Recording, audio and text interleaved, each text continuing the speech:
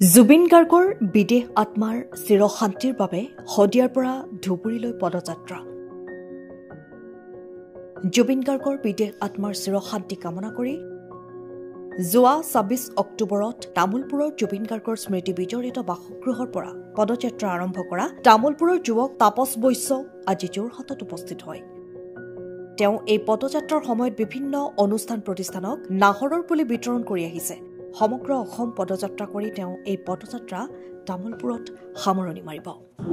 নমস্কাৰ, মোৰ নাম শ্ৰী তাপস বৈশ্য আৰু মই এই জাৰ্নিটো আৰম্ভ কৰিছিলোঁ সৰুৰ তামুলপুৰৰ পৰা জুবিনদাৰ বাসগৃহৰ পৰা।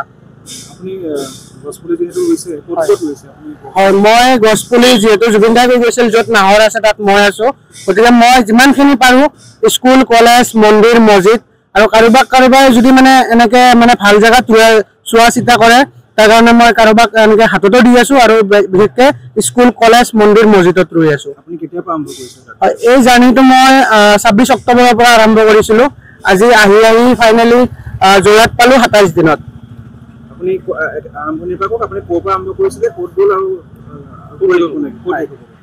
মই এইটো শেষ হ'ব একদম লাষ্ট আকৌ তামুলপুৰত, যিহেতু মই অল আছাম কৰি আছোঁ। এতিয়া মই প্ৰথমতেতো ষ্টাৰ্ট জুবিনদাৰ বাসগৃহ য'ত 10 পাছ কৰিছিল তামুলপুৰ, তাৰ পৰা আৰম্ভ কৰিছোঁ। লগতে মই আকৌ শেষ কৰিম তামুলপুৰতে। নমস্কাৰ, মোৰ নাম শ্ৰী তাপস বৈশ্য। আপোনাৰ ঘৰ কোন জেগাত? মোৰ ঘৰ তামুলপুৰৰ পৰা 4 কিলোমিটাৰ দূৰত, থমধমা কদমতলা, বাস্কা, বিটিএডি, অসম। সময়ৰ খবৰ সময়ত পাবলৈ ফলো কৰক টাইম অফ আছাম।